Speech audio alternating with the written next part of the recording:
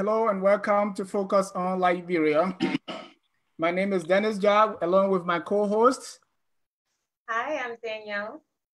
Right, tonight we are discussing the Liberian communities around the world, and we are the two communities being highlighted tonight are the Liberian Association of Holland and also the Liberian Association from Norway. From Norway, we have Mr. Jusu Giflan. Mr. Giflan, welcome to Focus on Liberia. Thank you very much.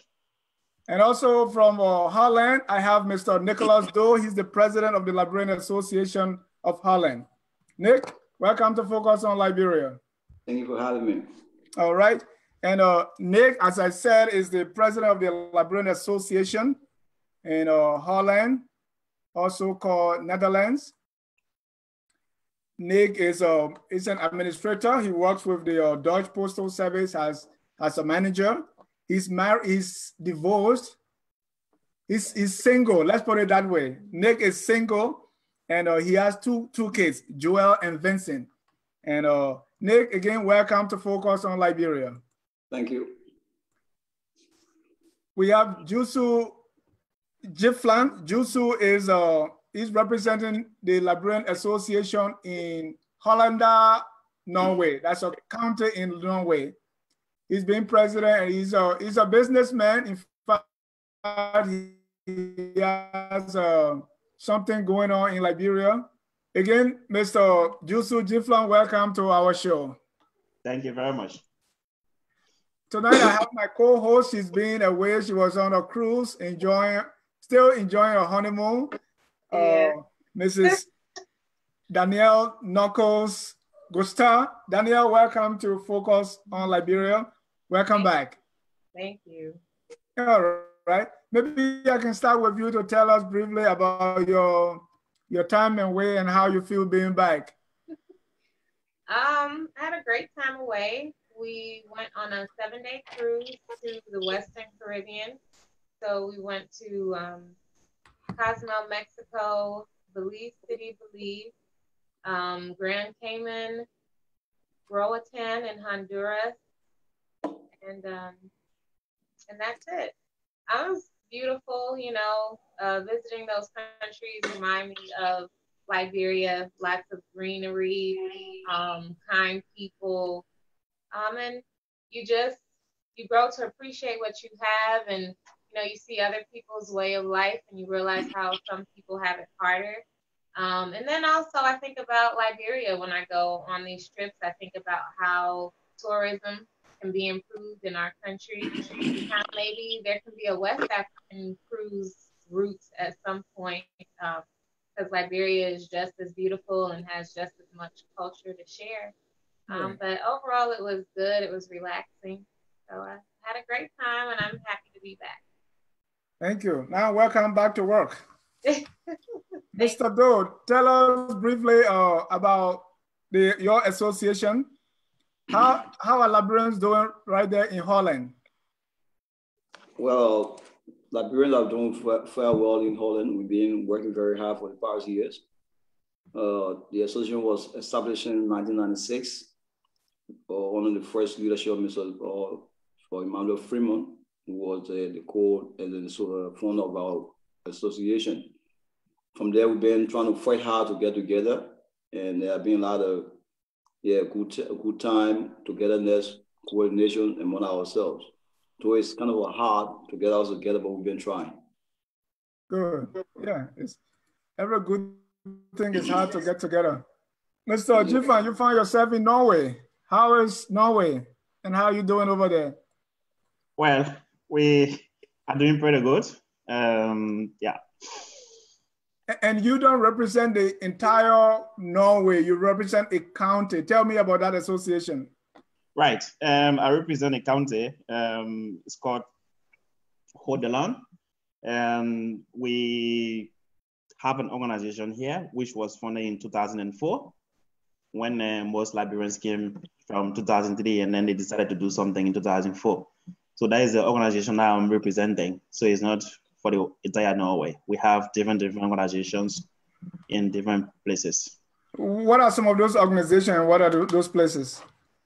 Well, we have ULAN, which is the Union of Liberian Associations, and then we have another one called Association of Librarians in Norway. Yeah, so we have 3 or 2 organizations that if I can say model organizations, but those are things that have been some issues here trying to put us under one umbrella, which have been very difficult up to now. So, yeah, so we are in a position where we have different organizations. So we have different groups in various places, but yeah. So for us in our county, we only have one organization, and that is what I'm representing. All right, to our viewers across the world, this is Focus on Liberia. Tonight we are discussing Liberian organizations across the globe. And we have the organization from Holland, represented by Mr. Nicholas Doe.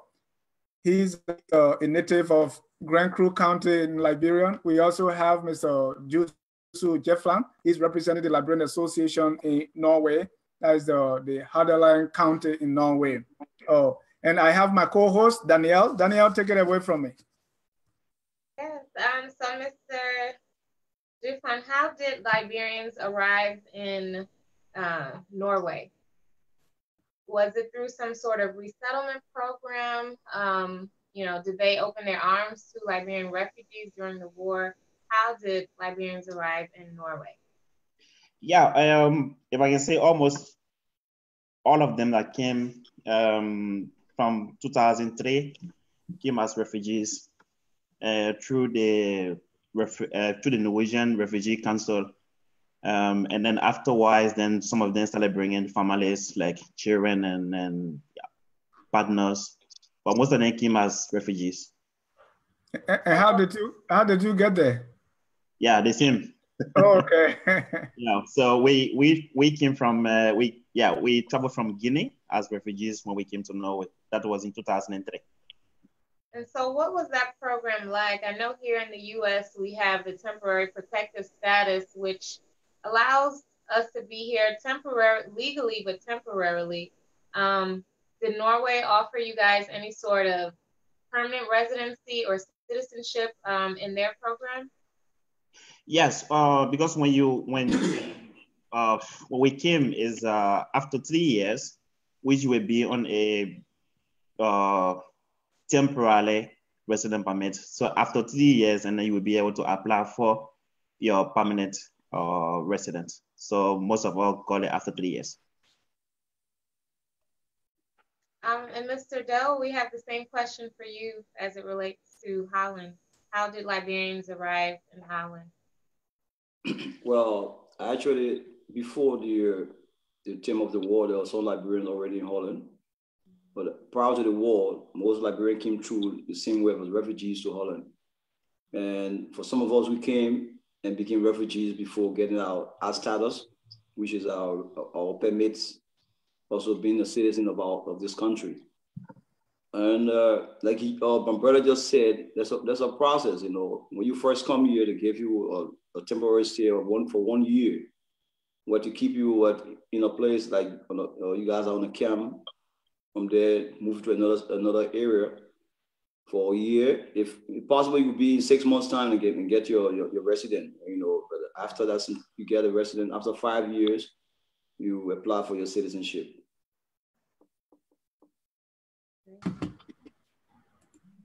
So what's the population of Liberians look like in Holland? Actually, if approximately we are over about 5,000 Liberians living in Holland. What are some of those cities that you Liberians mainly concentrated in? Well, we got the capital city, Amsterdam, which is the commercial capital, the political capital, Den Haag. Also, Rotterdam, which is one of the commercial capital too. There are more Liberians, you find more Liberians there. You find Liberia, there's another city called Enschede, where Liberian people call it Enschede, where there are all Liberians more too there. And I mean, we all around, but most probably 3-4 cities, you find more Liberians there. And how about in Norway? Where can we find most of the Liberians? Well, in Norway, because when we most of us, not everyone, but the majority when we came, we were sent to smaller places first. And then after like 1 or 2 years, and then most of us migrated to bigger cities. So for now, we are migrated in those bigger cities like Oslo, which what is the capital city.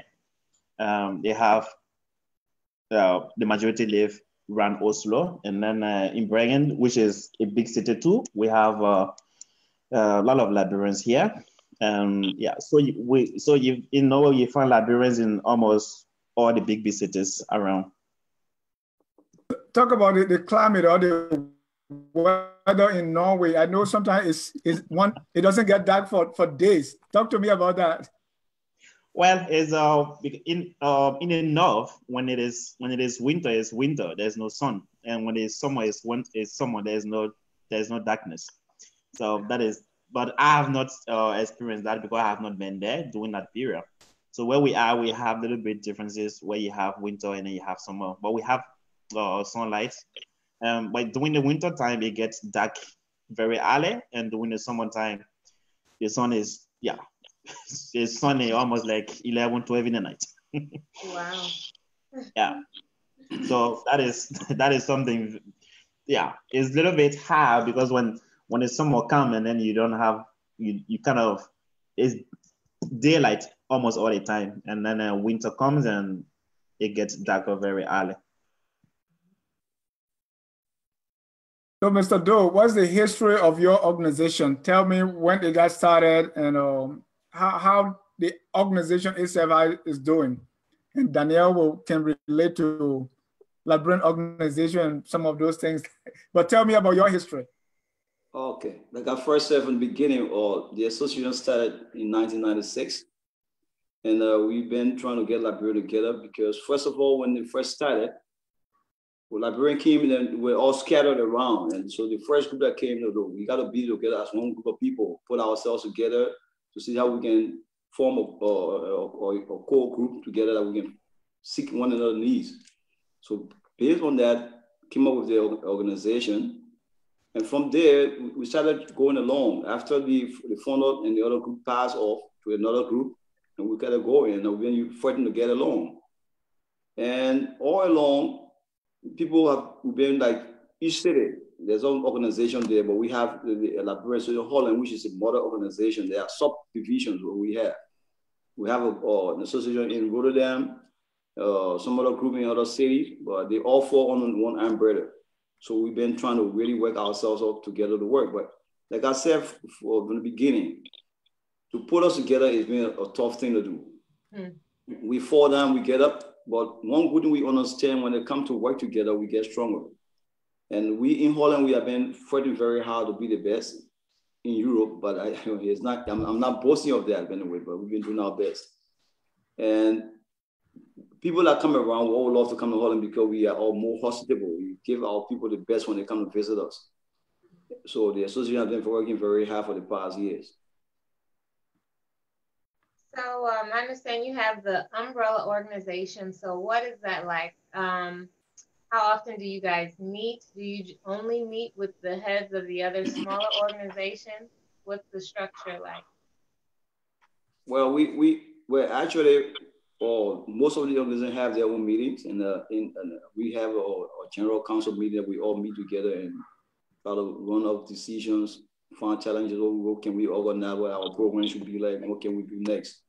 So we have the executive committee that's always like make decisions, but there was the consent of the body of the association.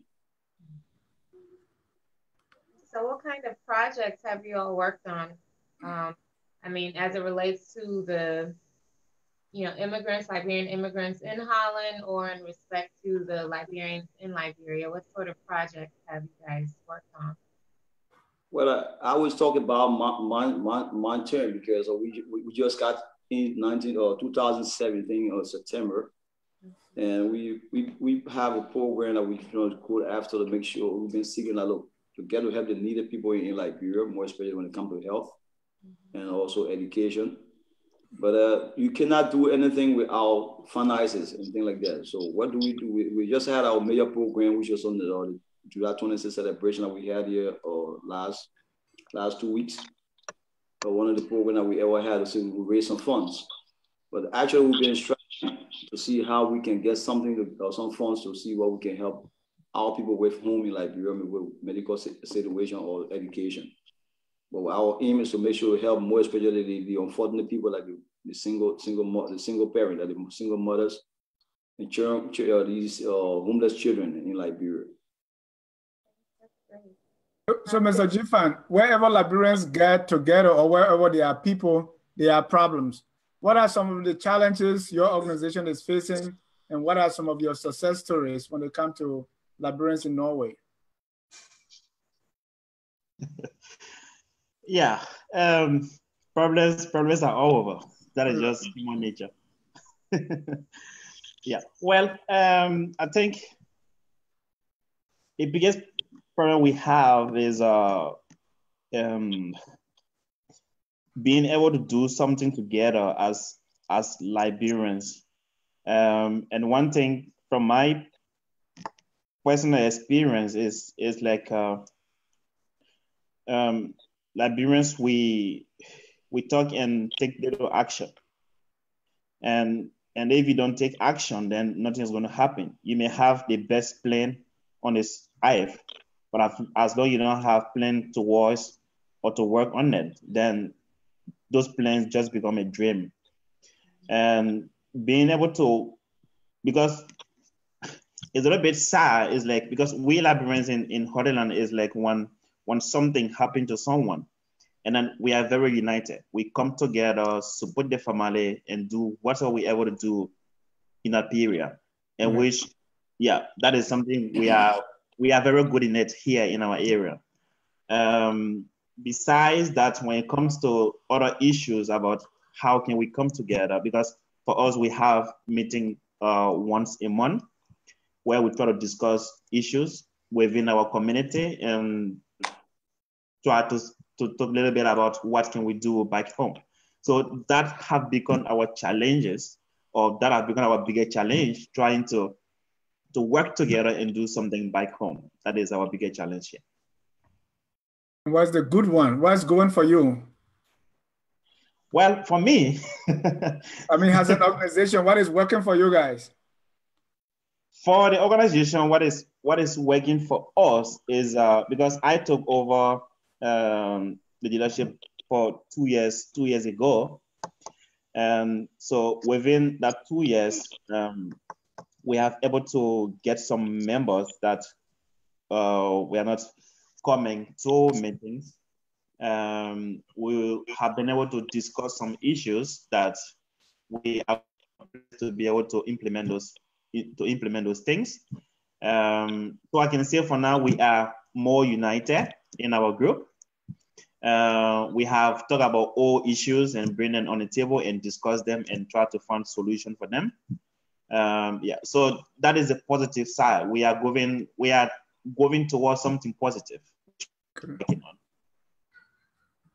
So I know most organizations try to have a July 26th event. So what was happening in Norway around the 26th?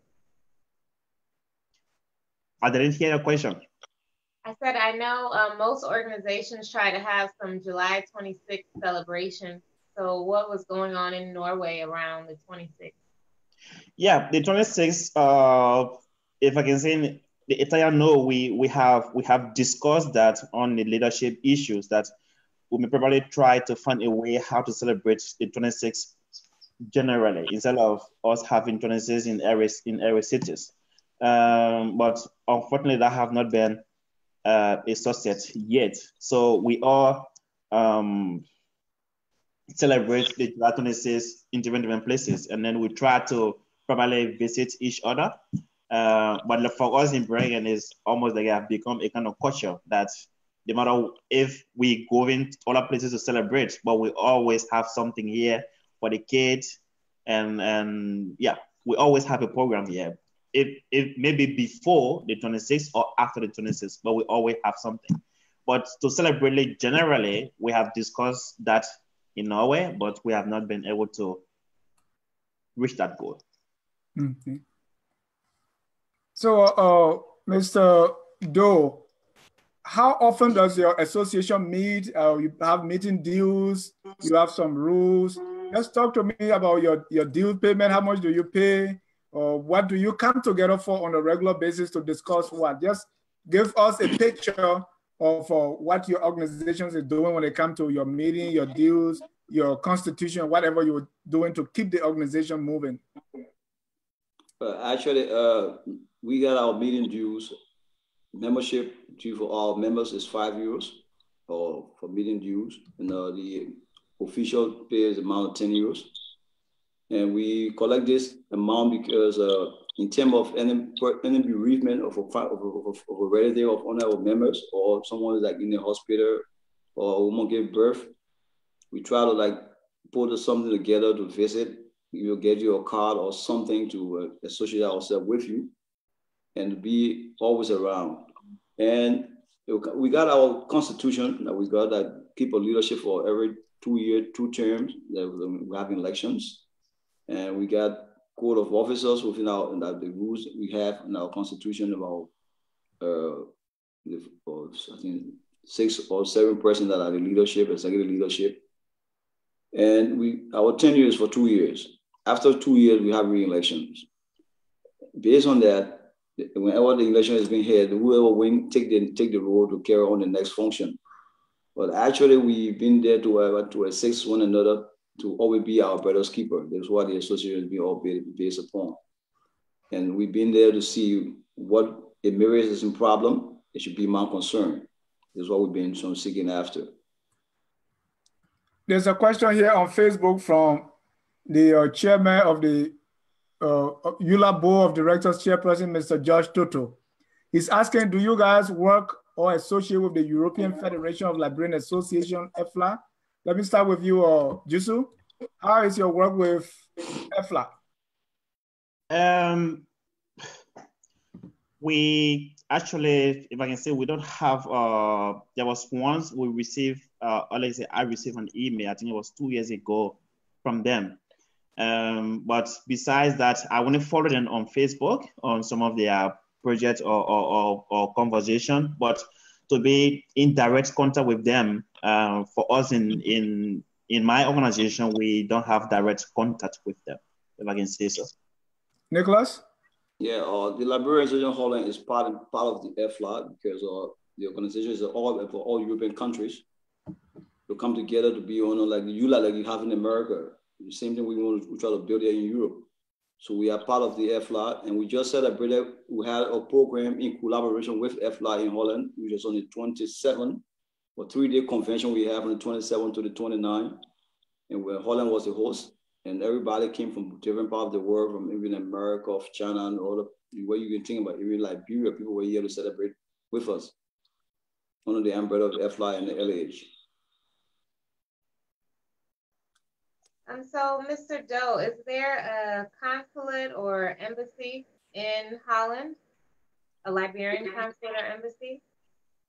Well, we have an embassy in Brussels, in Belgium, that controls 3 different countries, which is what they call the Benelux states, which is Belgium, the Netherlands, and Luxembourg. So we have one ambassador with the 3 countries. Well, the consulate. Well, there's a consul general we have here, but since the new ambassador came back, actually we have not gotten so much relationship with the consul general. So what is the travel process like going to Liberia to obtain a visa, or what is the process like? To get a visa to what? To come to Holland? No, to go to Liberia. What is the travel experience like to go from Holland to Liberia? Well, once you have you are a Dutch citizen or citizen or European citizen and want to go to Liberia, you apply at the embassy in Brussels. You either go there or you send a passport there and you pay a fees for visa fees, and they give you either for multiple visa or for a short stay or a long stay. And I guess the route most people would take would be with Brussels Airways through Belgium? Well, yeah, Actually, we have even the KLM from here. It's going to Liberia right now. So the Brussels Airlines, the KLM from here is going also. You have the Air Morocco that flies to Liberia from here. All right. There's a question here on Facebook from Mr. Dave Jan. He says, what are your assessments of the general states of Liberians in your respective places? How are they working and making a decent livelihood? What are your assessment of the administrative governing processes? So basically, you say how Liberians doing in your area. Let's start with you, Jusu. Yeah, in my area, Liberians are actually doing well. And most of them, when it comes to like the women or the girls, most of them are taking courses or they are doing working in a healthcare center, noises and all those things. Yeah, so, and for the men, they are working in different places. So yeah, the Liberians are doing pretty well in Norway, and that is all over, not only in my own not only in my own county. And on the leadership side, those are things that most Liberians are actually very much disappointed in the leaders, because it's almost like a mandate have been given to leaders to try to be able to put Liberians under one umbrella. That is our hope, and that is what we have been dreaming about. But unfortunately, because I am the youngest leader among them, so if I look from my own generation, where I understand leadership, that what you're supposed to serve, how you're supposed to serve your people, and sometimes I don't understand why things are going the way it's going, because most issues come when people have private issue and then bring on leadership, and then at the end of the day, they are not able to make any decision that's going to be in the interest of all Liberian people. So there where we are on the leadership side in Norway is, if I can say, it's terrible. If I can say so. Mr. Doe, how are Liberians doing? You know, how do you assess Liberians in your area? Well, Liberian here in the Netherlands they are doing pretty well, working. Some are like Jusu just said, there are some doing in the same thing, the medical area, the nursing area, all of that. We have some that are all IT specialists. We got some Liberians that are even working as police officers and all of that, security and all of that. You know, so we got a lot of Liberians working to make ends meet. We got some that are going to school. The students are working hard for their degrees and see what best they can do to go and be helping Liberia tomorrow. So how's the language in those areas? I know you're in Holland, that's Dutch, and then Liberians speaking the language there, and can you speak it, and how you getting around working and going to school? Are you speaking the local languages there? Well, you have to get the language with you, because without the language you can go further. So in Holland's a very simple country where when you speak English, you can go through, because you ask the person, oh, sorry, do you speak English? Can you direct me? They will tell you I speak a little bit, but they speak more than you, and they will help you out with English and you go through. For we that speak English, we have some, should I say, some disadvantage for those that speak other languages. But those that speak other languages, they got the advantage over we that speak English, because we feel lazy to learn the language. Mm-hmm. For a man that speak French come here, he won't learn from Dutch, because without Dutch, he won't penetrate, because they don't speak French yet. They only speak English after Dutch. So we have to learn the language to integrate with the people, to pass a way through. Without the language, you can make it further.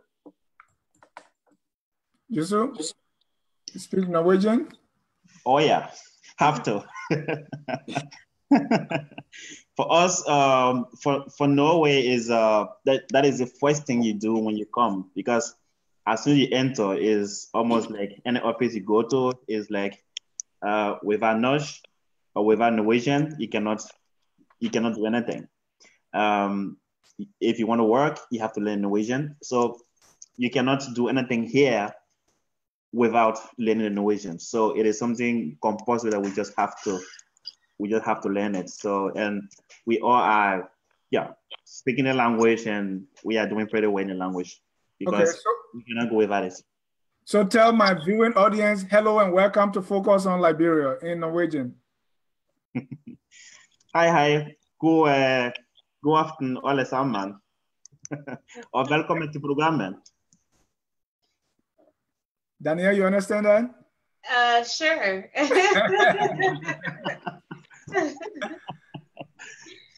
What was the process of learning like? Did you have to take classes or was it just through immersion? Because the program here, when you come as a refugee, is you have to go first to learn the Norwegian course. And like for me, I did it in 6 months, and then afterward, then I went to the high school, which was something very difficult. And the Norwegian here is a little bit different because they have actually two kinds, or let's say 2 ways of speaking Norwegian. You have what they call the nynorsk, and then you have what they call the bokmål. The bokmål is a general one where in all offices they speak the bokmål, and then you have the nynorsk is almost like another language, and then you have different in all the countries they speak differently, so it's very, very confusing. But when you come as a refugee, you have to go through that program, and then after we have what they call the introduction program. The introduction program is you combine the language and the job practice.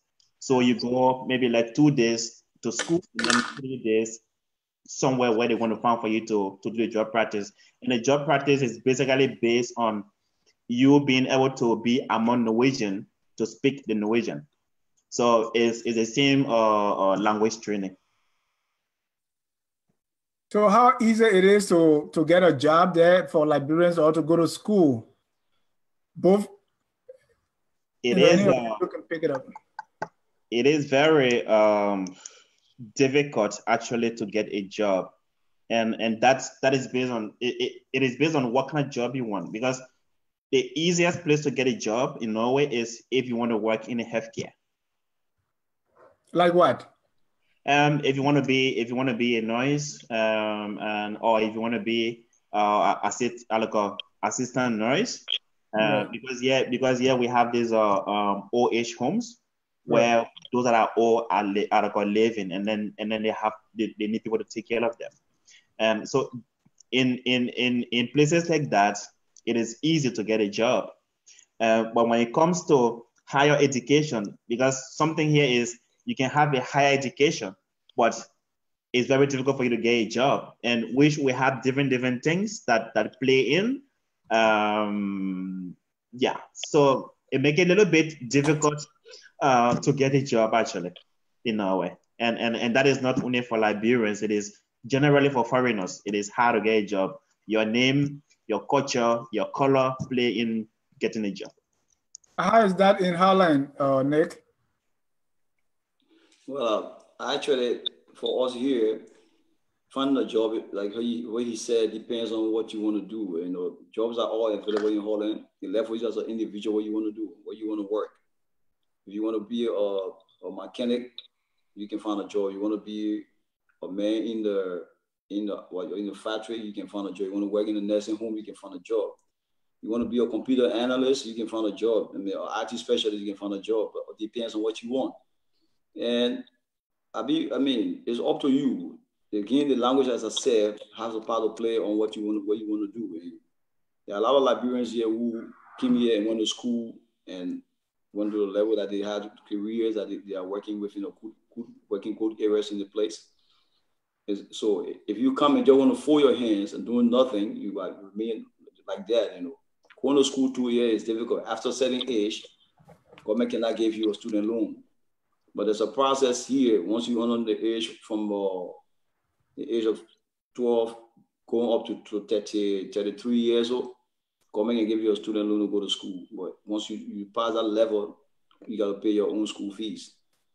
All of that. So there are availabilities. All depends what you want. So we talked about language as a way of assimilating, into your new environment. do you see that Liberians are also marrying into, I guess, this new culture, marrying Norwegians or marrying Dutch? Or are we just sticking to our own and marrying our own? Well, if I may come in and tell you, there are a lot of Liberians that married a Dutch men, and a lot of Liberian guys that have Dutch women too. So we integrate, because you can't live in a country and you want to be selfish of yourself. You know, you have to get along with the people, bring them in to you. Even we got people that are Dutch that are part of the Liberian Association because of the SPARS. They are all part of our association. Based on that, we become member based on all your relationship with somebody you have as a Dutch or be as a Liberian out there. Just with the same question for you. Are we assimilating or are we keeping to ourselves? Are we attending Norwegian churches? Are we marrying Norwegians? Are we eating their food? How are Liberians doing with the assimilation process? Yeah, it's the same thing here. We integrate, and then Liberians are getting married to Norwegian, both men and women, and we attend different activities in the community. So yeah, so it's the same thing here. We are doing the same thing. We are not just sticking to ourselves. If you are just joining us, this is Focus on Liberia. We are discussing Liberian communities around the world. Our focus tonight is on Holland and Norway.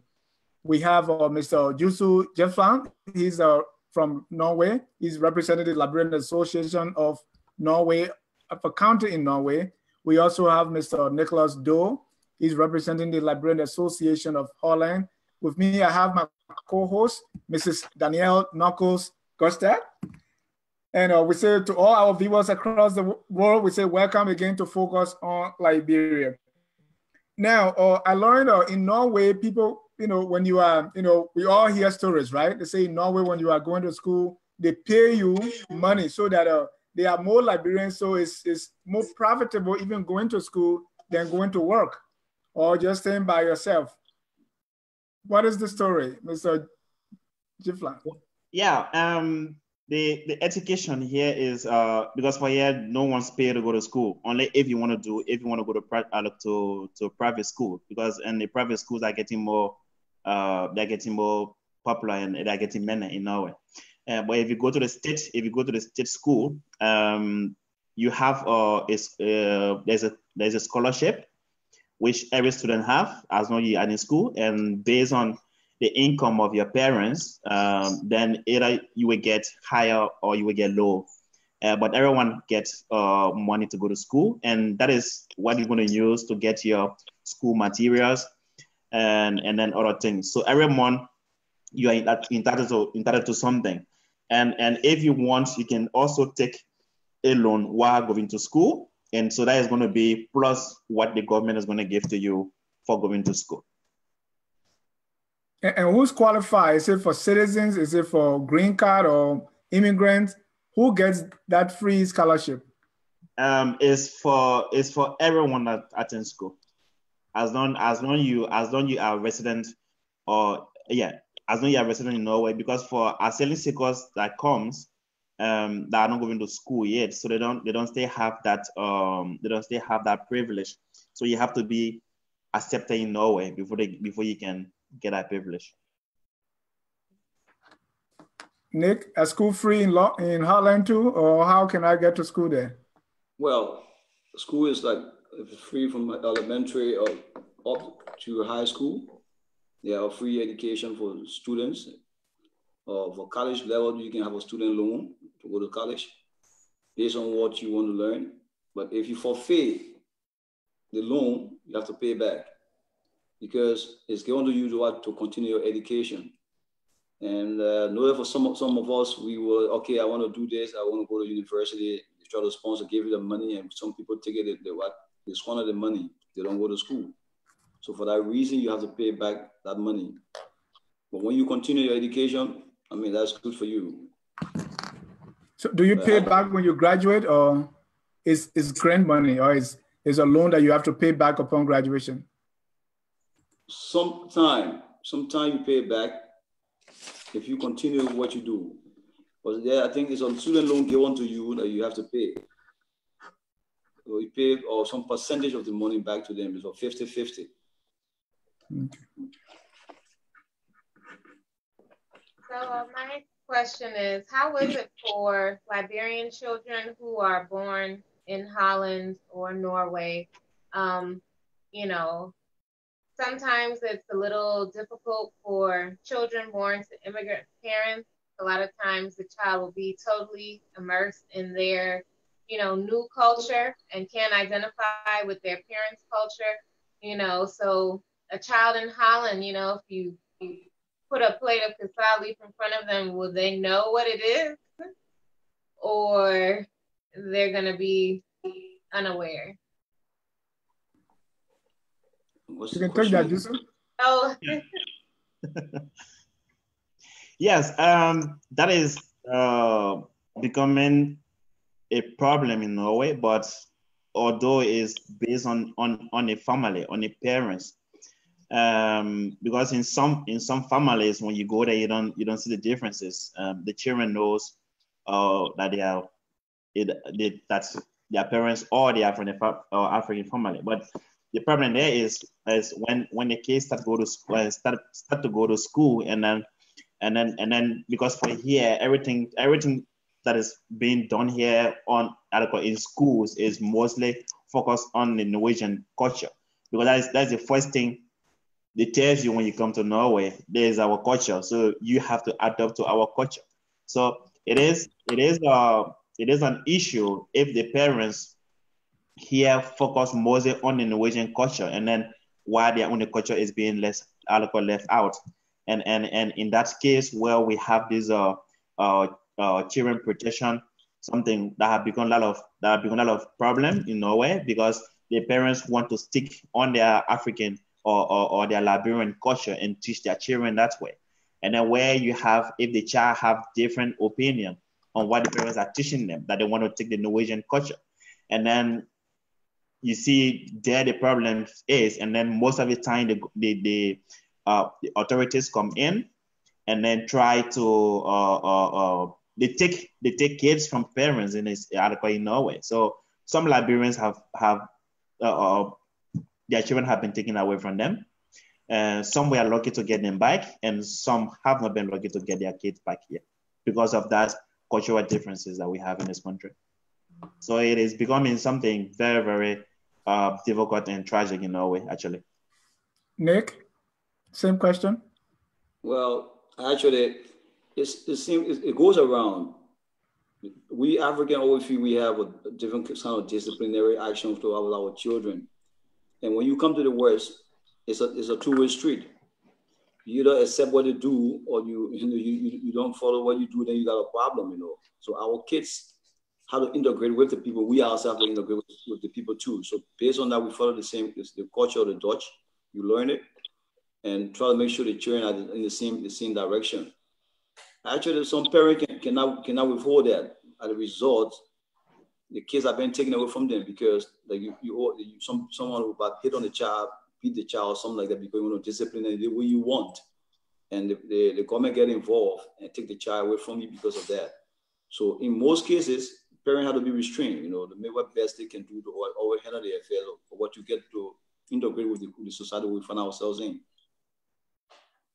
I guess outside of how we discipline our children, what about the food and the language? Are we seeing young children who are able to speak their dialect, or is that being lost? Well, if I can come into that, I'll be very honest with you. The majority of we Liberians, we always like to speak English to our kids home. Among the Liberian, the tribes among the Liberians that really identify with that, the Mandingos are 100% good at that. The kids hear that Mandingos speak Mandingo. I can assure you that. But for other Liberians, the kids only speak English and Dutch. Mr. Gifan in Norway, how is it? Yeah, for Norway too is the same. It's the same thing. The children here speak Norwegian and English. So the Liberian languages is almost like not speaking to them at all, because most parents here either speak Norwegian to their kids or probably speak English to their kids. So, like Mr. Doe was saying, the Madingos and the Fula, in a case where they speak those languages to their kids, but in other tribes from Liberia that I hear is like, it's difficult for the parents either to speak their language now in Norway. Most of them, not everyone is able to speak their language from Liberia. So the children won't be able to learn a language. What about their involvement in your organizations? I know there's sometimes a rift here in the U.S. between the younger generation and the older generation in getting involved in our organization. So do you see a lot of young people in your group? Mr. Doe, in Holland, how is it? Well, yeah, we got a lot of young people in our group because what you got to focus on the young ones to bring them up into the group. Our stage, we on the stage right now. Tomorrow, our stage is gone, so they got to come after us. So for that reason, we got to motivate them, get them over, and make sure most of the activity you have, get them involved to know what you do. So the next time when you're not there, they know how to handle their affairs. So we are like focusing on the young ones in our community. Mr. Gifron? Yeah, the same pattern here, but because that is something when I took over, it was it have been one of my main goals of trying to be able to reach the youth for them to be able to be part of us, and I remember someone told me that they want to learn their Liberian culture instead of us having celebrations and all those things. They want for us to teach them our culture, and which I was 100% with that person. But the problem there is like the youth also, it have been a difficult issue or a difficult problem to be able to make them to get involved in our activities. We invite them for meetings. We have their group. We try to encourage them to be able to come, because if they doesn't come, for example, for meetings and interact with us, it is thing that maybe they will not be able to learn. But at the end of the day, too, it comes to we the elderly ones, because when the youth are hearing that we, the leaders or the elderly ones, are not united in some areas, they will not be encouraged to come either to us to be able to learn their culture. So it is like we're giving a wrong signal to them, and that have caused some of them to be to get away. But they are still thinking they want to learn their culture. But that has been a little bit problem for us here, because we the elderly ones are not showing in a way good examples for them to be able to include them. Mr. Gifron, earlier I asked Mr. Doe, what's the travel process like from Holland? So what is it like if someone in Norway who's now become a citizen, how is it for them to travel to Liberia? What is the visa process like? What is the travel like? What route do they take? Well, when a Liberian becoming Norwegian, and then you can be able to travel, because when you come, they give you a traveling document, which is not a passport. And on our traveling document, you are allowed to travel to all countries, but not Liberia. But when you become a citizen, so a Norwegian citizen, then you can be able to use your Norwegian passport and get a visa. Then you can be able to travel to Liberia. How do you get the visa? Is there a consulate in Norway or embassy? Yeah, we have a consulate, but the visa is processed in Germany. So you either send your passport there, or you travel there to get the visa. And what's the common flight route out of Norway to Liberia? It depends on how you want to travel, but it's something like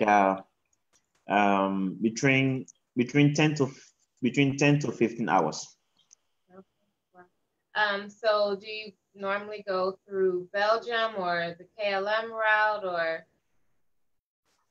Yes, some leave from Oslo to Belgium, or some travel to through England, and some travel through Amsterdam or Paris or Sweden. So because for us here in Norway is like for instance when I'm living in Bergen it's a little bit difficult to get direct flights. So you either have to travel Oslo, and then from Oslo you travel to another country before you can go to Liberia. And so what is a round trip ticket normally to go to Liberia from Norway? Let's say something between 1,005 to 2,000 US. Wow. Yeah. I thought maybe it would be a little cheaper coming from Europe, which appears to be closer. Yeah. Mr. Doe, what about from Holland? What is a round trip ticket like?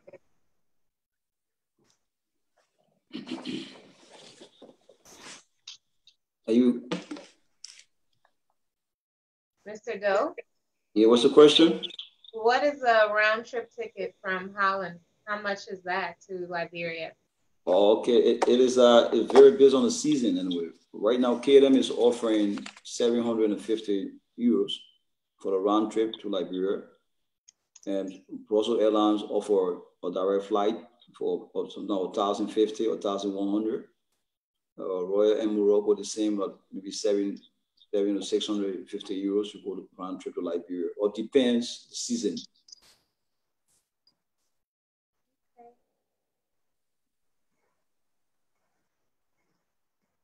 So, Mr. Doe, in Holland, how, I guess, common is it for people to travel to Liberia?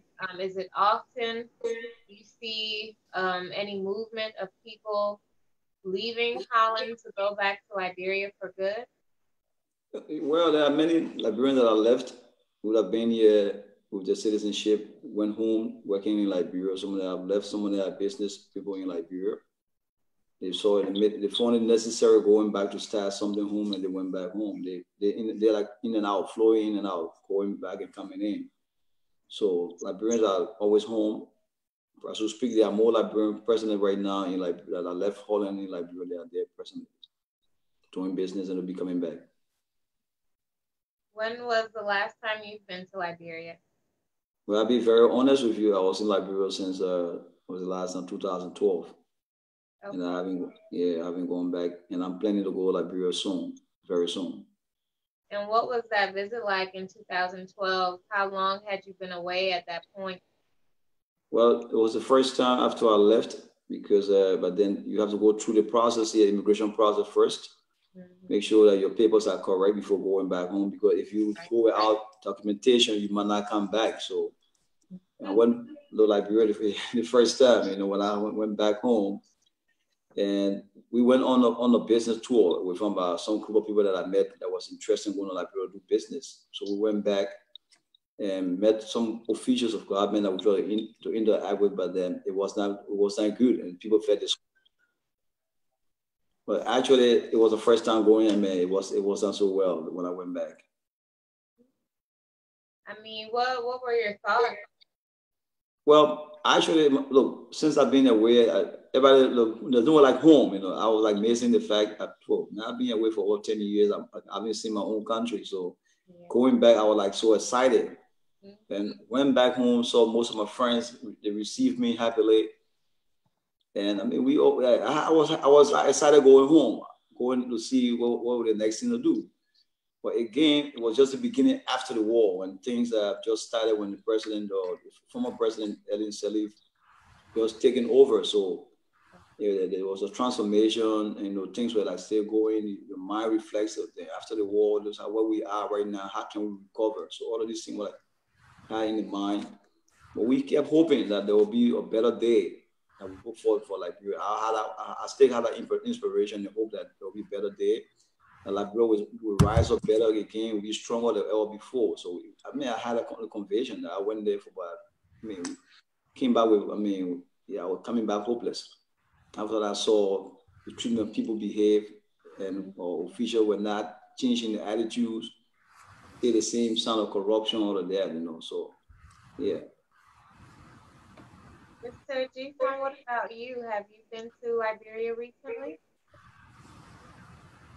Yes, I was last in Liberia in 2013. But before then, I have traveled almost 2 times a year. Because I have my personal project going on in Liberia, which is an organization I founded in 2011. So with help with some Norwegians, I even traveled there in 2011 with one of my Norwegian partner. So I wanted to be an orphanage in Liberia, and we traveled there to get some information from the authorities, and we met some of them, and it was a positive feedback from them. And then when we came back, after like 3 months, when we came back, and then we got some bad news that they are not going to encourage anyone to be any orphanage anymore in Liberia. So I have to. It was a little bit difficult actually for me, because I know that a lot of kids that are in Liberia, they don't have parents and it needs somewhere to be. But there was nothing we could do. So I had to rechange my plans. And so for now, what we are doing is we are providing scholarship to needy kids. So on my program now, I have over 400 kids who I'm responsible for, from everything for them to go to school. And my second project, which I'm starting now, is a business, construction business I want to carry to Liberia. So so that is what I do privately. For Liberians going back from Norway, it's just based on vacation, they go and then come back. So not exactly talking so much about going to stay. Some, not many, very few, are thinking of doing that soon. But we have very little number of Liberians that are thinking of going back. For me, I'm thinking of doing that soon. Wow, big step. All right. There's a question on Facebook from Dave Jai. Say, are you aware of any historical relationship between Liberia and your both countries? Are Liberians politically active in your respective countries, meaning Holland and Norway? Let's start with you, Jusu. Are you aware that historical relationship, and are Liberians active in politics in your country, Norway? Liberians are not active in politics in Norway. I am a little bit, but not that active. I'm a member of a political party, but just in my community. But I'm not that active. When it comes to historical between Liberia and Norway, Norway. If I can start from the cement company we have in Liberia, Cimenco. Okay. Yeah, Cimenco was actually Norwegian that funded Cimenco. I didn't know that. Yeah. Yeah, so it was launched by a Norwegian, they say Norwegian, and for now, Norwegian are doing a lot of things in Norway, because after the war, Norwegians sent their troops. They were part of training our police force in Liberia. The Norwegian troops were there, and even the Mankofa that is now operating. Norwegian funds have been gone there. The Norwegian foreign minister have been to Liberia. The prince have been to Liberia. So on the official base, it's a very good relationship between Norway and Liberia. Nick? Well, the Dutch and Liberia have a long relationship. Remember 1958, the late king of Holland was in Liberia, one of Liberia. It was in Pommy Hills. but the Dutch were involved in money through the NROC and also the Liberian Mining Company, or that all the way along the way. And the Dutch have been involved with Liberia all along. And even the seaport president in Liberia, the Freeport of Monrovia, has been run by the Dutch group from here is running the port of Monrovia with a contract for 25 years with government. So the Dutch have been a long time in business in Liberia, and they've been still going through that, you know. And Liberians being active in the politics? Well, in politics in the Netherlands, Liberians are not active in politics. Some Liberians are part of political parties, like you just said, maybe you're part of one of the parties, say, as a member, but not totally involved in the politics in Holland. You know, with that, we're so close to ourselves. We're not getting involved in, like, you know, in the politics and all of that. Which is important. All the nationals are involved, and we are not. We only do our stuff like the Liberian political parties. I'm a member of CDC, a member of this or ANC, member of this, but we are not involved in the politics in Europe. Another question from Dave. He said, are your organization often fractured like many Liberian organizations around the world? Do you have problem with corruption in your leadership? So do you have problem like the organization are breaking apart into 2, 3, forming different organizations? Do you have issue with corruption in your rank and files when it comes to leadership? What's your experience, Nicholas? Well, actually, when it comes to also the issue of corruption about leadership, I would say no, because we haven't had that. When it comes to that, we've been self-supported. So it's been kind of difficult because you have to have, like I've said from the beginning, when you are migrating with the people, you have to have different culture, meeting together, that the government can look at you and support what you're going to do. So we've been like self-supporting ourselves, been trying our little dues we put together to help one another. So I don't see the sense of corruption in our midst. We've been there. I haven't seen it in our midst. We've been like, you know, yeah. So Jusu, are Liberian organizations in Norway breaking apart too, like some other organizations here in the US? And is there an issue of corruption or some infighting? There's a lot of infighting.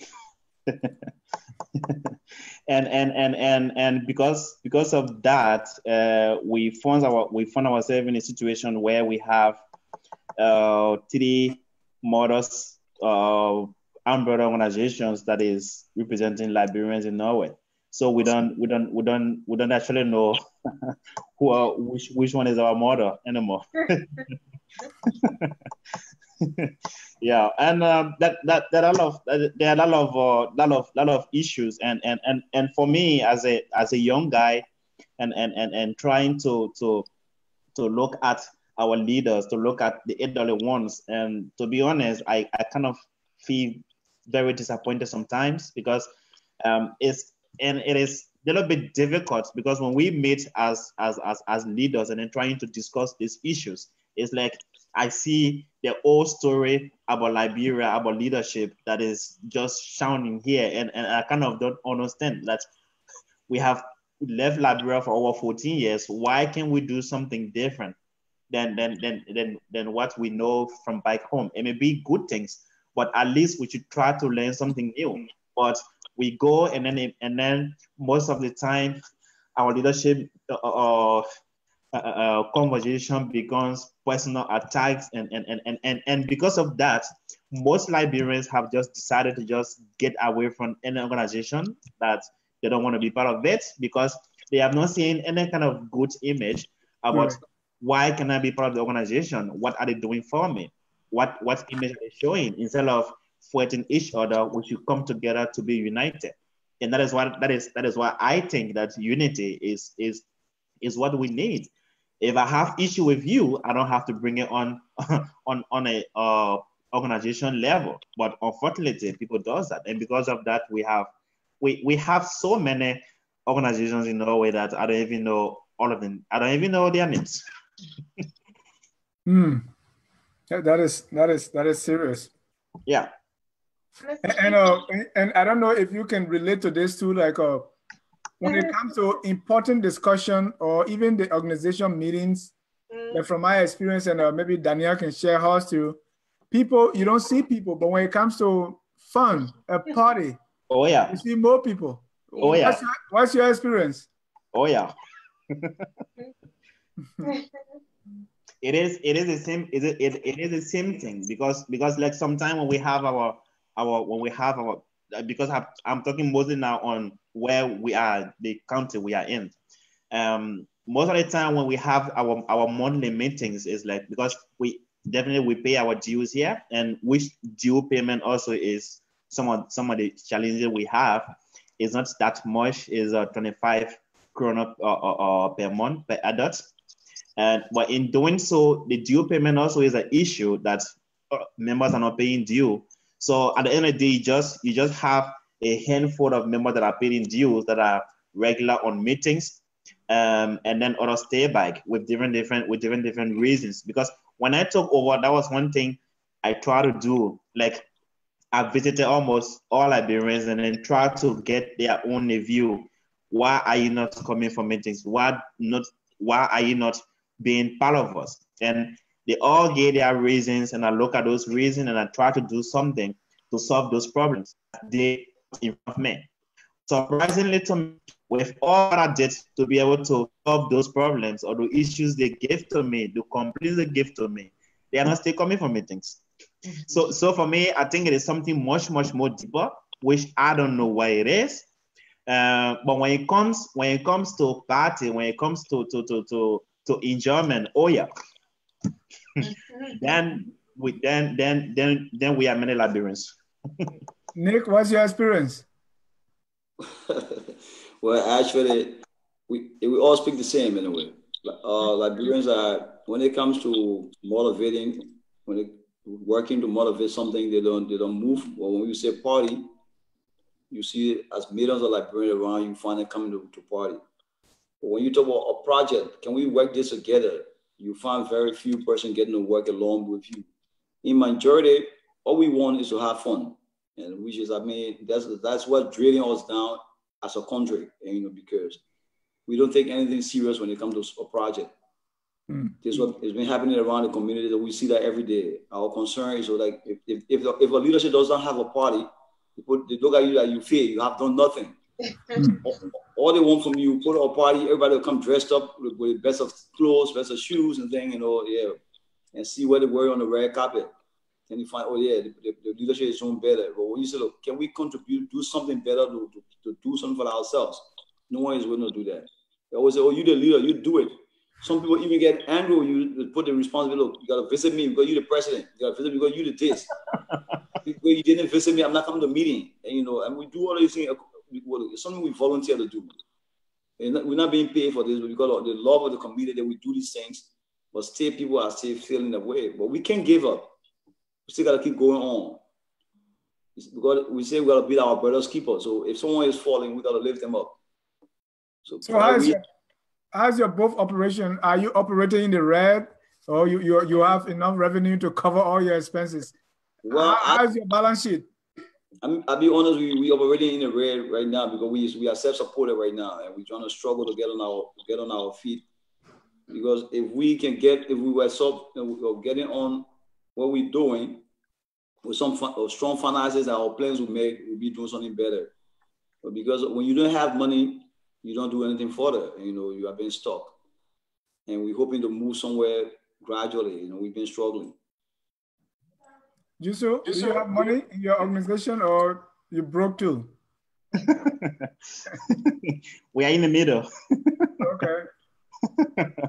because for us here in Norway, when you have an organization and you have members that are paying due, the government gives you money for that because you have organization with members, and that is something that I have been preaching for all the time. Like when we pay our due, we can get money. Because if we pay our due, for instance, if we have over 50 Liberians that are paying dues here, we can be able to get almost like 2,500 from the government per year. We can apply for that. And those are things you cannot try to encourage people and but it is a little bit difficult to say. But what I have learned is like you can force someone to do something. If they decide that they don't want to do it, no matter whatever you do, they won't do it. and that's the position of most Liberians is like, okay, yes, you know, we can do this, but when it comes to taking action, can you do this? And then the whole things come, you know, I'm working, you know, I have kids, then who's going to do it? The leader alone cannot do everything. So that is becoming, because if I look other organizations, other foreign organizations that, in a way, they have support because they are united, because they are doing something, because they are going youth, or a youth organization or something like that. You gather every month and do something, activities. You can be able to apply for funds, which is very, very simple for you to get those funds. So in a way, because like before, what we used to do is like we used to give money to members that have issues like maybe happiness, birth, and or something like that. And the chairman will go and then visit those people and then give them money.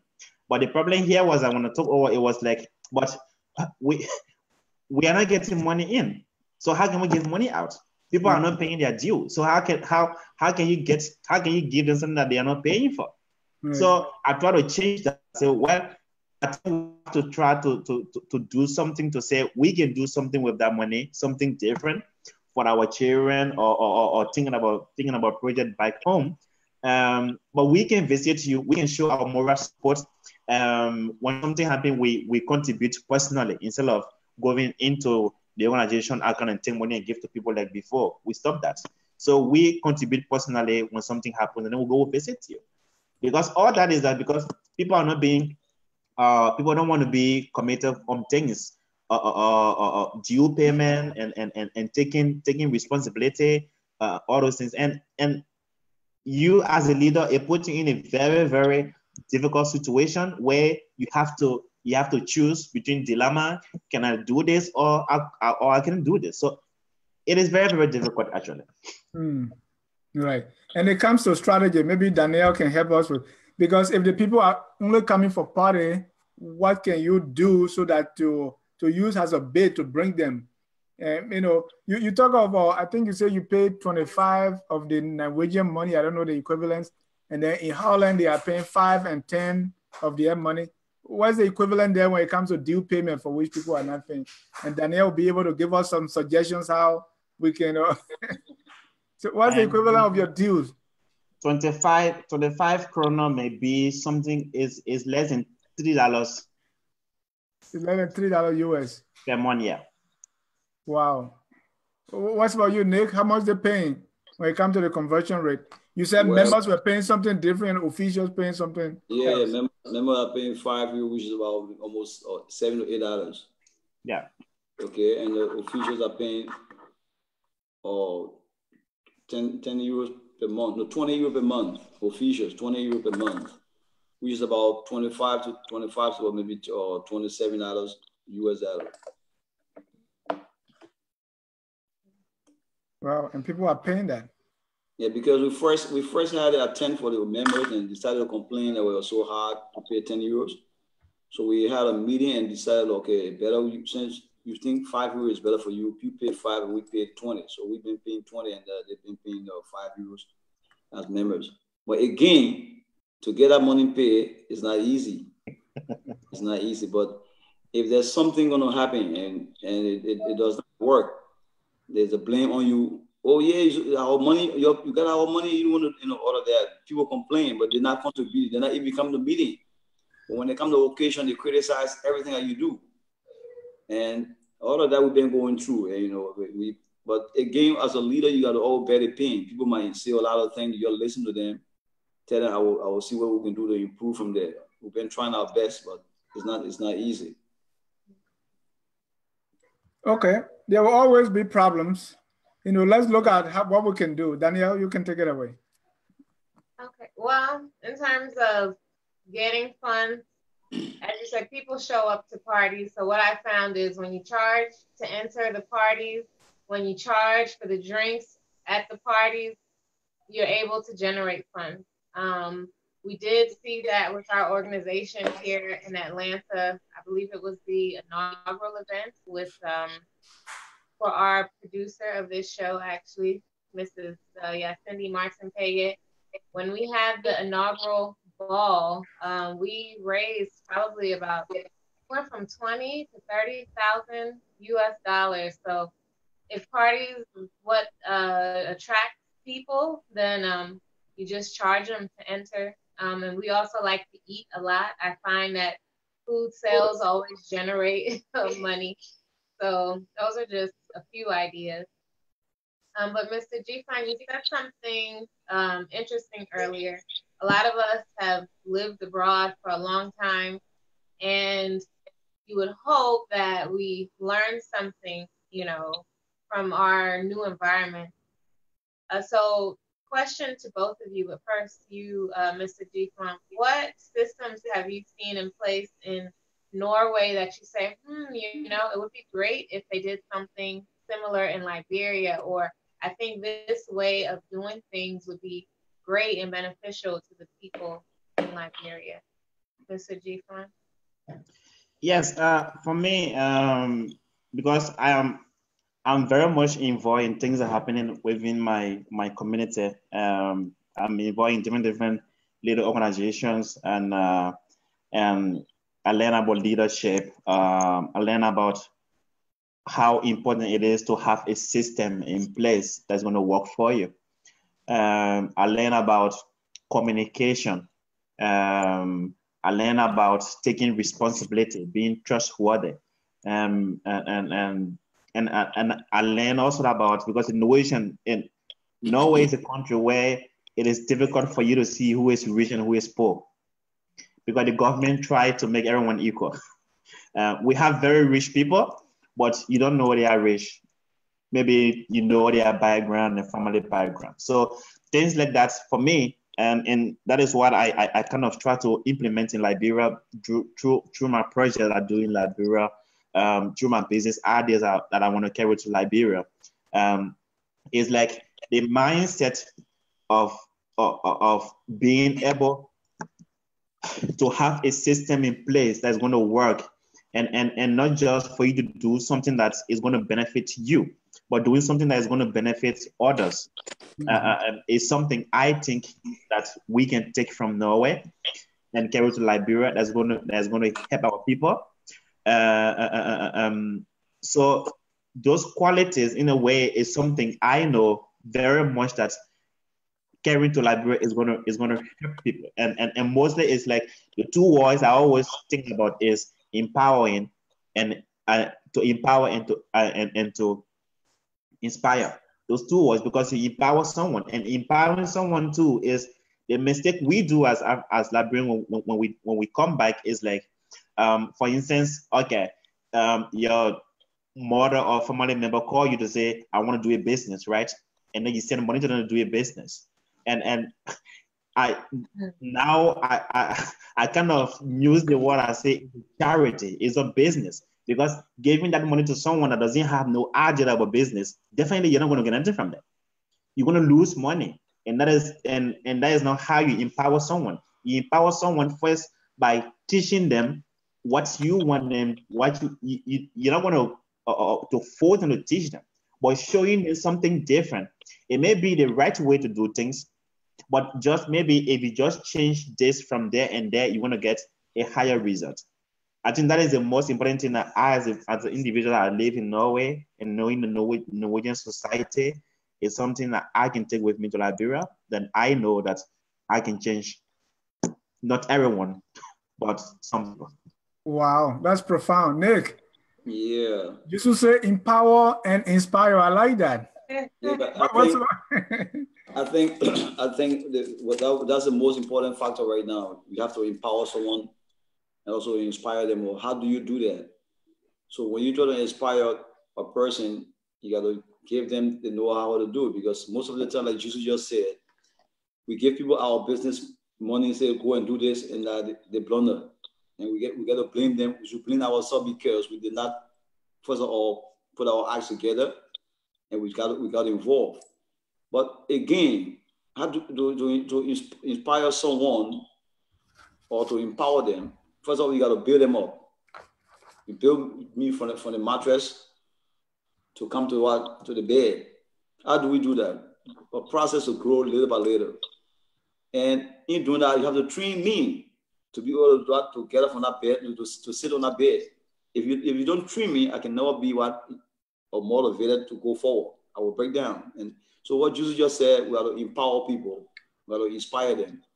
We also should be an example to do that. We are an example, people follow us, then they get inspired, be motivated. But it came to our people in Liberia. What we need to take to Liberia is the full skills of education, more especially. We have to teach them but from our mindset. We got people even living in the West today, in our diaspora, where we find people with the same mindset. When I was in Liberia, we live like this, I want to be the same. They have not gone away. So we ourselves have to leave that stage to motivate someone else in Liberia. But for me, my aim and objective is like to inspire people through education and agriculture in Liberia. If you are just joining us, this is Focus on Liberia. We are discussing Liberian communities around the world. The two communities we are focusing on is one in Holland, headed by Mr. Nicholas Doe, and also the one in Norway, headed by Mr. Jusu Jiflan. Gentlemen, everywhere we go as Liberians, our culture, our food, our dances, our music, everything follow us. What are some of the music you dancing to there in Norway? Well, our children eating tobogi and tobosoye over there, or what are they doing? Well, yeah, some parents are very they still have that full culture. Yeah, so the tobogi they stay there, the cassava leaves are stay there, the okras are stay there. and when we are making party, we try to make our food. Like for me, when I'm making fundraising from my organization in my community, it's like I promote African food, and because Norwegian they are used to African food now, so I kind of hug them and say, okay, I'm going to make a program and it's going to be Liberian food. So they come because they want to eat Liberian food. So yeah, when I'm doing program, the dancing and all those things, and we have a dancing group here. Liberians, most Liberian kids, they are very good in what they do. So I try to kind of promote them when we're having program, encourage them to come and take part, so that we can be able to encourage them to do what they are doing. So the dancing they stay there. But when it comes to music, when we are making party, sometimes maybe Liberian music is very, very, very, very little, and then we have only Nigerians and Ghanaian songs doing the whole program. So that is something a little bit sad. Yeah. Well, for us in Holland, we play a lot of Liberian music. Like you know the music of my ear. One of the music like Chichipole, all of that. And of recent, you found a new style of music, and I must be very grateful for the new guys that are coming up. Where you find the new music, Boss Chick, or Drink on Me. All of the music, we play them in our occasion we have. The people have been motivated by that. We try to see how best we can promote Liberian artists. Even the program we had the other day, there were a lot of Liberian artists we had around that perform, and more people are motivated on that. Because if we don't promote our own artists, our own music, our own culture, no one will do it for us. I've gone to many parties where you go to Nigerian party, it's only Nigerian music. They don't play any other music. You go to Ghanaian party, it's only Ghanaian music. So we Liberians need to learn from there and do our own thing. Play our, whether they like it or not, play the music. Let them dance. They don't want to dance, they sit there and have fun. But we need to start to promote our own thing. Because we always we leave our thing and promote other people. For that reason, we go to a party, the party was not nice because you did not play Liberian music. But we in Holland, we try to play Liberian music while to institute it. And the program we just had the other day, what did I say to them? I'm not taking no Nigerian DJ, or Ghanaian DJ. We want all Liberian DJs. And they were all Liberian thing we did. So, it was great. We have fun. And again, even we planning right now to build a database for all to recognize all Liberians in Europe. In Holland, we're trying to build up that database that we can recognize all Liberians in Europe, make sure that we got people how to connect with one another. to that. And we're coming up with the website. We're going to be launching it very soon. And you should get ready for you and your members. We're going to connect everybody. Because actually, like I was saying, I'm like, I'll be aspiring for the election, for the FLOT leadership, coming elections. So I want to like make sure we get a database of Liberian around Europe. And not only for those in Holland to see where we're in a year, we want to inspire everybody around Europe to make sure we are one. Instead of we falling on a different umbrellas, fighting among ourselves, we need to come together to motivate those in Liberia. If we cannot do that in Europe, we cannot do it in Liberia. So we need to do the best we can. So that these are what we're looking at right now to see how we can bring everybody together. So let's promote ourselves as Liberian and forget about the other people's music and let's enjoy our music. How the Liberian soccer players on that side in Norway, in Netherlands and other parts of Europe? How are we doing there? Well, that's a good question. Actually, when we talk about most of the soccer stars in Liberia, personally, there are not many Liberians right now playing football on the international scene in Europe that we know. Very few young ones coming up. And there's most of our old stars we had, most of them, they are here in Holland. Like I was telling you, Dennis, the other day, but the great players we had those days, they're all here, but they're not playing. They're all old right now. So, but the young ones, we're trying to train new ones to come up, but it's been difficult. Like on the scene, the front Liberians on the international scene right now, I can say in Holland, it's kind of very difficult right now. Mr. Jusu, there's as Nanta Thomas Lorraine said, Mr. President Jusu, I look forward to meeting your Secretary General for more discussion for the betterment of our country. So you're getting some love right here. That's good. You're welcome. My question for both of you guys, I know here in the US, sometimes the leadership roles of our organizations are very highly coveted positions. Some believe that it's a route to getting, a government job in Liberia. Is there a similar atmosphere in Holland or Norway? For me, I don't have no political play in Liberia. Yeah, because why what I discover is I can do more for Liberians if I go there with a business idea or other things.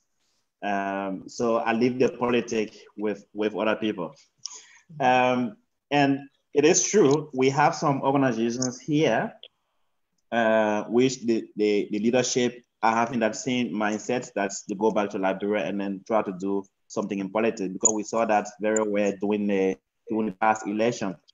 The Norway and some of their but they are back now. So that is something that is happening here in Norway. And for me, I don't look at it to be a bad thing, but the negative side is if as a leader in Norway for a small community, you're not able to play your role as a leader, how can you go back home and lead for the nation? That's the $1 million question. So for them, it is our article. Everyone is able to do what they want to do, but my own is I don't want to go that path, and I just do what I want to do to help. Okay. Nick, do you have that same situation where people are using the jobs in the community as a stepping stone to go into the big part in Liberia? Well, actually, I mean, people see that sometimes, but for some of us here, our focus point is not to go to the government. We focusing on how we can, like Jesus said in the beginning, to motivate people to see what we can bring up on the table for them, but not to go and bring them down to more being in government positions all the time in Liberia. The best, I think we look at for right now from Holland is that to put something on the table for someone to eat. but not to what bring it down, because giving a man a dime a day in Liberia, it worth $1 million. So this is our thinking, you know, where we can really think of from here. And everybody going to government job, I mean, I don't think it's better for us here. And again, if we look behind this, the factors in Liberia right now with these people in Europe, on the table in Liberia, there are no European on the table right now in Liberia on the job side. So a majority come from the US. So for us, we like, okay, what can we do? Go sell our old cars, carry our container, sell our thing, and get some bread to eat. So that's what we all hoping for. But actually, it's not our intention of even for government office over there.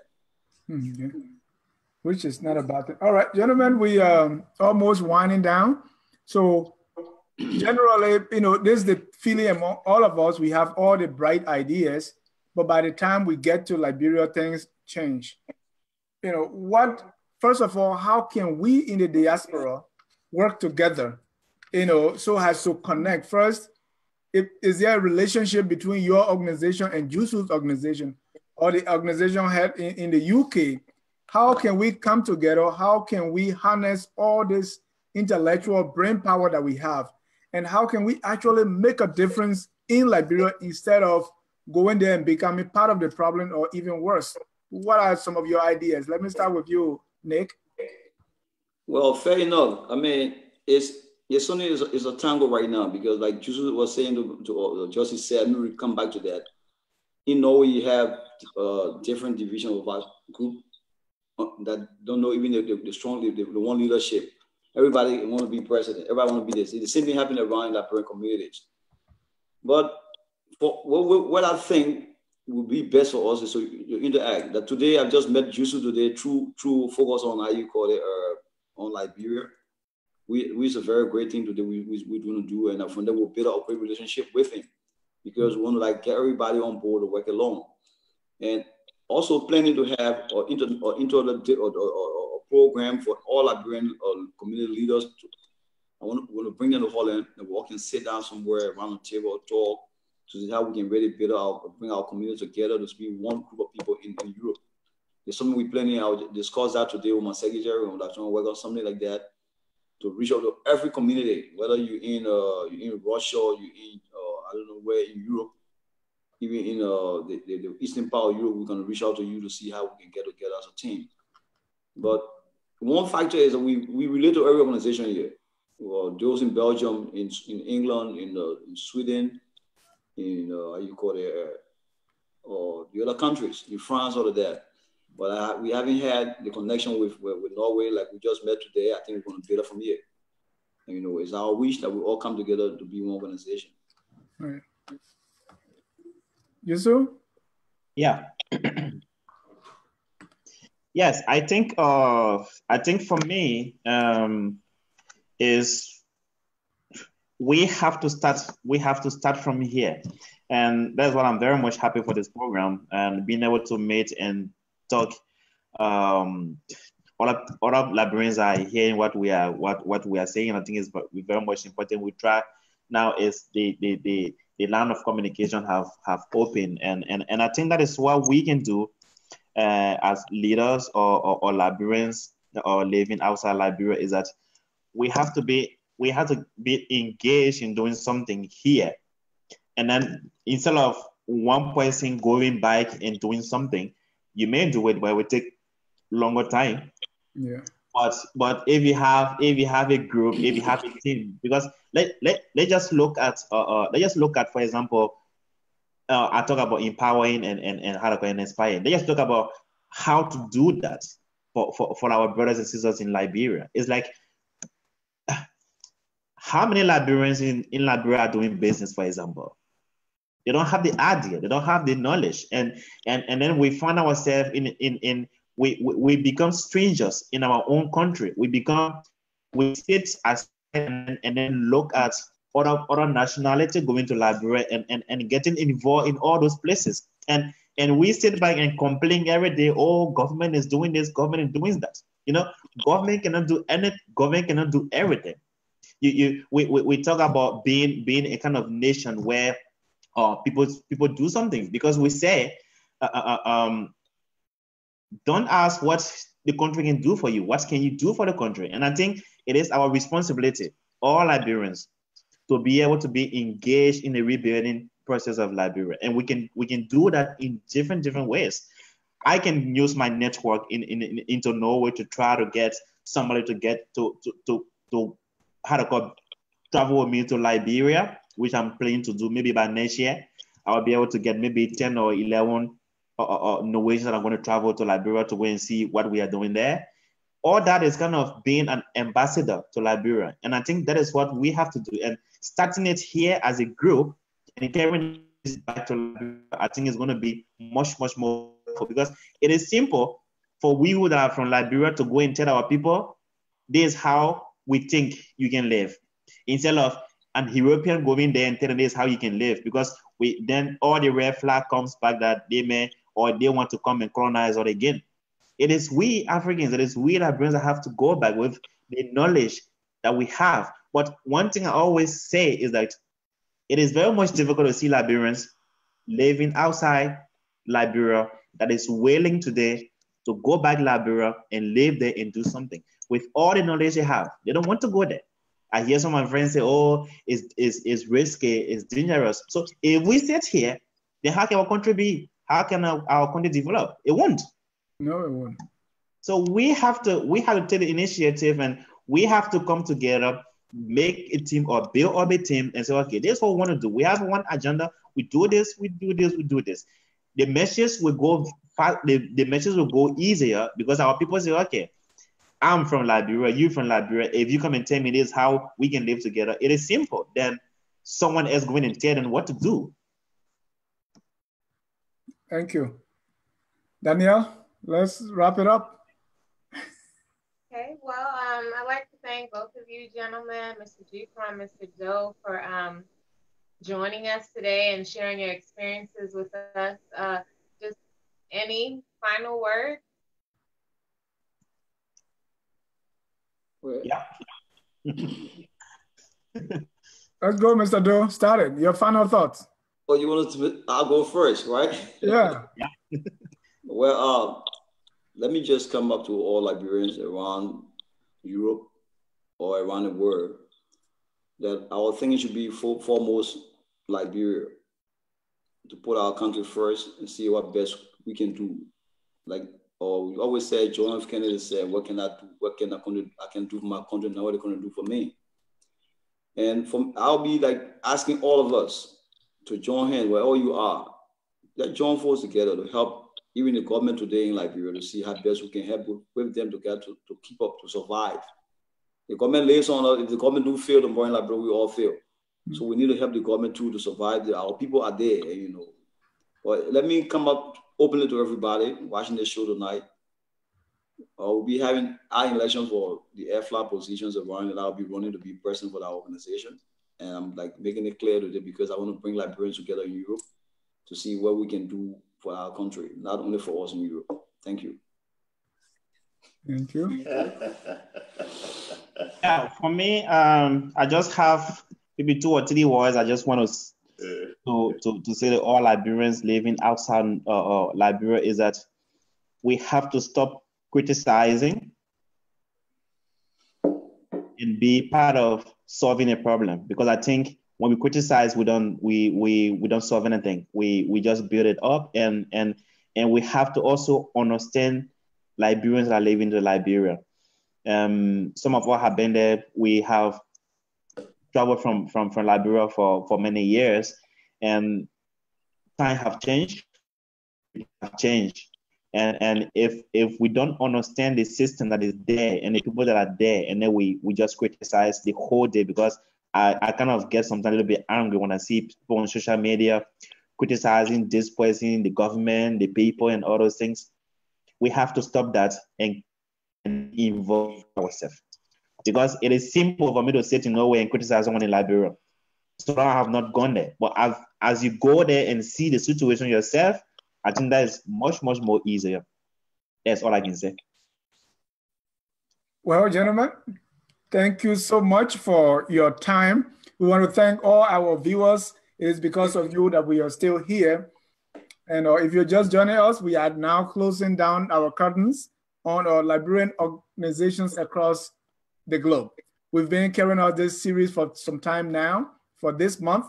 July 24th, August 24th is coming up. So on August 24th, that's a Friday, I guess, we're going to have a special on the Liberian flag. And I hope you guys, our guests, encourage people to log on.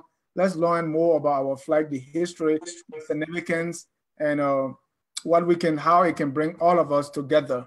I want to thank you so much again for joining us. I want to thank my co-host back from her cruise. Nathaniel, we are just closing the communication. I'm sorry. Nathaniel Koa is saying, how can I make a call to join the conversation? I think we have a number to call, but you can still make your comment and we will be glad to talk to you next time. Next week, Sunday, we're going to have a representative, Charlene Lewis from Germany, will be our guest on a the Liberian organizations around the world. We'll be talking with someone from Germany. That's Mrs. Charlene Lewis. On a Friday, that's Flag Day, we're going to be having Associate Professor Brewer, that's Herbert Brewer, who he is going to talk to us about the Liberian flag and the symbols and look at the counter flag. So come prepared to engage, to take part and see what we can learn. Until then, Danielle, your final words, and then we draw down the curtains. Just again, thanks everyone for joining. I've enjoyed the conversation.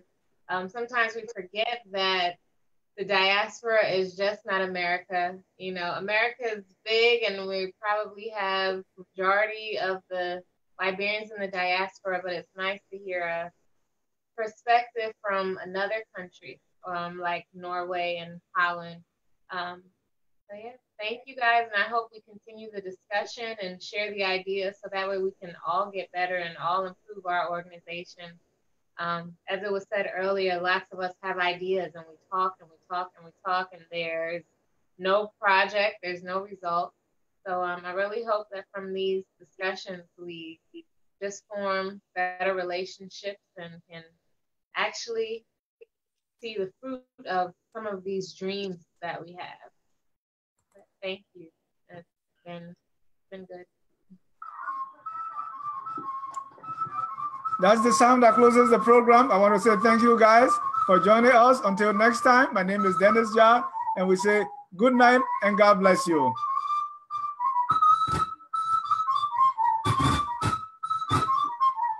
Thank you very much for having us. Good night. So yeah, is that we'll be in touch? you. Okay.